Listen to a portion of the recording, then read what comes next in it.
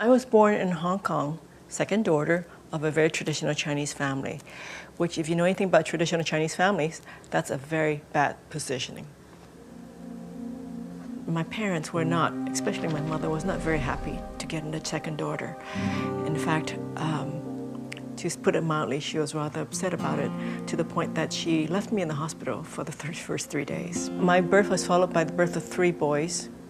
So it really cemented my position as being very unwanted. And from there, I really experienced what one would call being an abused, neglected child.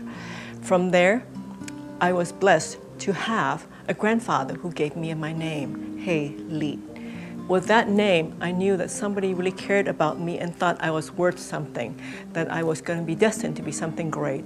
So with that in my internal makeup, I was able to circumvent and escape some of the mental abuse and physical abuse I was experiencing.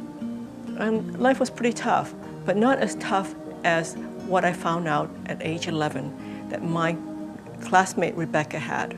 She and her family of 5 total lived in a room and shared a kitchen and bathroom with 2 more families, and they didn't even have enough to eat. I realized that there were people in life in even much worse shape than I was, and I wanted to make a difference in their lives because it didn't seem fair, it didn't seem just that with 2 working parents that they couldn't feed and clothe the family properly.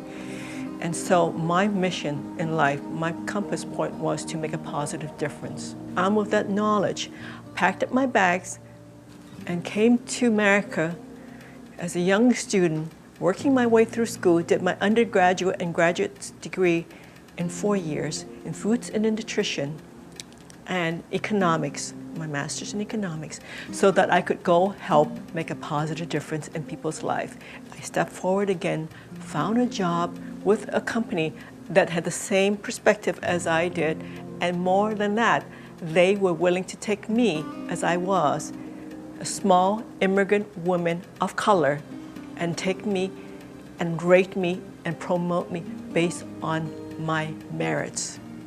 Great story for me, because having been discriminated on every account by that time, that was a wonderful place to go work, make a difference. And that was May Department Stores International, which is now known as the Macy's Group.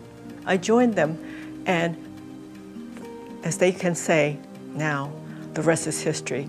I went from there, Vice President of Nike, President of Reebok Apparel Products and Retail Group, and CEO of Veda. And leaving all that to start my own foundation, because I never forgot whether when I was working as a corporate individual or as a personal life, that my purpose, my compass, was to make a positive difference.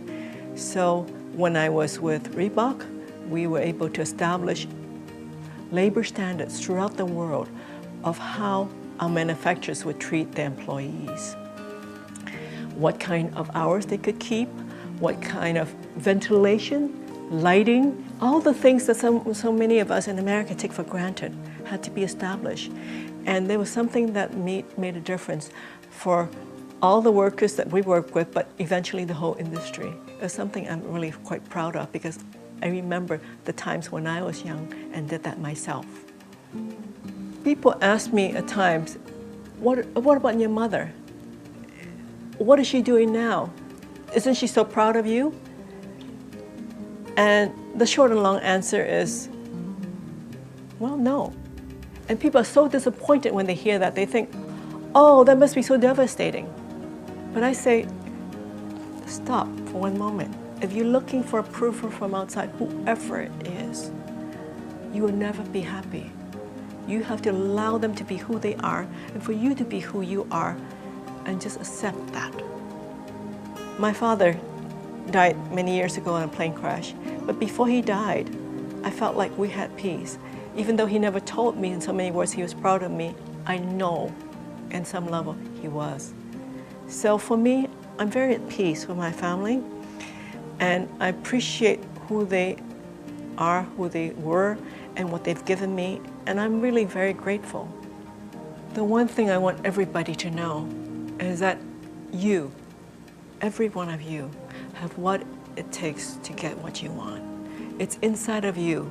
Just go back inside. Don't listen to the tapes from outside, from everybody else telling you what to do, what to love, who to date, what job to have, what car to drive. You know what it is that you need. Go back to your inner wisdom. Listen to your voice, the voice that has been silenced by all this outside tapes. When you get back to that point, find out what is your compass point, and from there, you will live the life that you are born to live. And I promise you, you will find the peace and happiness you're after.